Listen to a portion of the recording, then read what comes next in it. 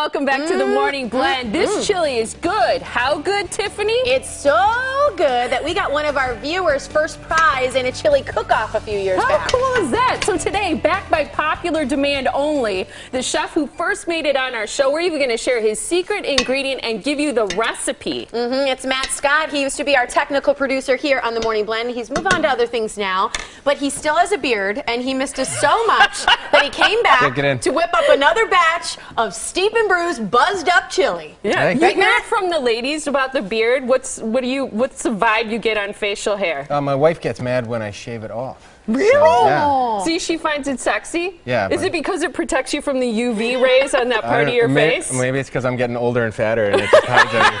So, I don't know. The scruff is good. All right. So this chili won first prize for one of our viewers. You know, and a lot of people, it seems like every time we do this, some people are a little skeptical, like, why do you put chili or coffee in your chili? But it really does add an extra flavor. I mean, not everybody's going to know exactly what it is, but it adds a richness to it. And that's your secret ingredient is Steep and Brew coffee. They've been a sponsor of the Morning Blend since the beginning of our show, which is over 6 years, which is super cool. And I love how you describe this, Matt. You say this recipe has little heat, a little spice, a little caffeine, and it's the perfect way to keep warm with a nice little pick-me-up in the cold weather. And that caffeine kind of keeps you going, too. Yeah, it's a little bit, but you know, you can use the leftover coffee to keep you going, too. So. Is there a specific kind of coffee that you prefer, you know, when you're cooking? I just go straight up regular coffee. You could use flavored coffee, I guess, but you would really have to be into that flavor because your chili's going to taste I don't think different, French vanilla would be good in chili. No. I'm going to go ahead and get rolling here because we got a lot to go through. You got your meat. What kind of meat did you use there? Yeah, this is just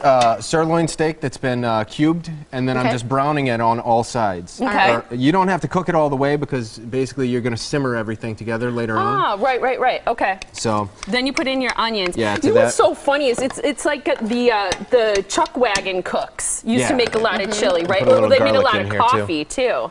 Yeah, and that was the idea behind it, is that the chuck wagon cooks maybe had some leftover coffee from early in the morning, and not wanting to see anything go to waste, it would just end up in the chili later on that afternoon. But they didn't always use beef. No, it could have been probably armadillo or jackrabbit or something like that. Yeah, rabbits? Anything that was available. You can't eat rabbits? I love rabbits. Let's go ahead and make our coffee. I prefer the beef. We're going to help. So, Tiffany, if you could open up the packet and pour the grounds in there. Make yourself useful. So, what are we using? Steep and Brew's Colombian, is that right? Yeah. We're using Colombian and Norino. Yeah. There we go. Okay, see? That is good. Pour it in. We'll Do you prefer to steep it versus brew it? Well, I always use the French press. I think that tastes the best. Yeah, because I think you get a stronger coffee, too. Watch out here. Okay, so then you're going to pour the water in. Smells good already. Now, what am I going to do? You can just set that lid on top of there. You don't have to push the plunger down yet. We'll do that in a few minutes. Okay, gotcha. So, all right. So I'm setting the lid on. Pretty full. Yeah. Ooh, it fit, though. Okay, cool.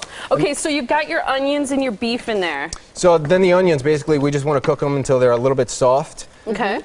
Which they're looking like they're in good shape there, and it smells pretty good. You can smell them also. Getting hardy. Awesome. Let's go ahead and get our chili spices in there. You can't have chili without chili powder. So this is 3 tablespoons of chili powder. That's a lot, but it's actually chili powder. It's deceiving because it's not that spicy, right? It depends on what kind you get. Oh, you is that can get cumin? it hotter. This is cumin. I love cumin. Look at this girl. Yeah. She I knows knew her it. I knew spices. it by the look. It's one of my favorite spices. Okay, And then next. here's some oregano. 2 teaspoons of oregano. Get that. And this is where I add the spice. This is Chipotle chili pepper. Amazing. Whoa. So you can get that in your grocery store, usually in the Mexican food section. And you put seeds in there too. Yeah, and which adds spice to it also. Heat.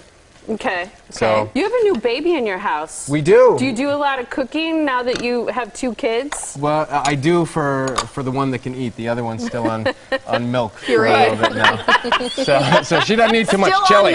Still on milk. Still doing the milk. I'm going to go ahead and start with the beans here. I have 3 types of beans. I have pinto beans. Okay. And I'm just dumping those in there. I guess those were the kidney beans, weren't they? All right. That's and then, the pinto beans. All right. Okay. Beans are and good. black beans. I use a Magic variety here. because yeah, they are magical. Use a variety here just because it adds color and it adds a little bit of extra texture and flavor to it. So Yeah, beans have a lot of fiber too. Okay, we got a little over a minute left. All right, let's go ahead and add our tomatoes here. I have diced tomatoes with green chilies in there. Yeah, you got more spice on. So let's give that a good stir, get it all mixed up. And I like to add a little bit of brown sugar to everything. This is going to balance out some of the acidity in the coffee, but then also the acidity in the tomatoes. Okay. How do you feel about chili over either rice or, you put beef broth in there, either rice or pasta? Do you serve it that way? Oh. You say do this? Yeah, go ahead and push that down. Go slowly. Yeah, using the muscles. She's strong. I don't serve it over noodles. I know some people do. I think like Cincinnati chili, that they do it that way. But, or real chili in Milwaukee does it that way. Okay. And then I'm just going to put a cup of coffee in here. And then what we do is we'd let this simmer for about a half an hour. Okay. And there we have it. That's salt and pepper to taste a little bit later on. How did you feel when our viewers saw your recipe and then used it to win a contest? Well, I thought it was great until I heard she won some money, and I never saw a check. You didn't get your fair share? No, but that's okay. I like it. It's super cool. We're actually posting this recipe on our website, themorningblend.com. You had a lot of the prep work done in advance, but it still seems like a chili that's pretty easy and quick to prepare. Yeah, it's great for busy parents or if you have a big crowd coming over and you want to serve them something that looks like you did a lot of work, but you actually don't have time to do a lot of work. So. Exactly. Great for kids. And you can tell them your secret ingredient is Steep and Brew coffee. So go and find the Steep and Brew Buzzed Up Chili recipe on themorningblend.com. Good stuff. I just judged a chili contest and this might have won. Really? Yeah. Well, maybe they used my recipe. Could have been. Could have done that too. Thanks, Matt. Great to see you again.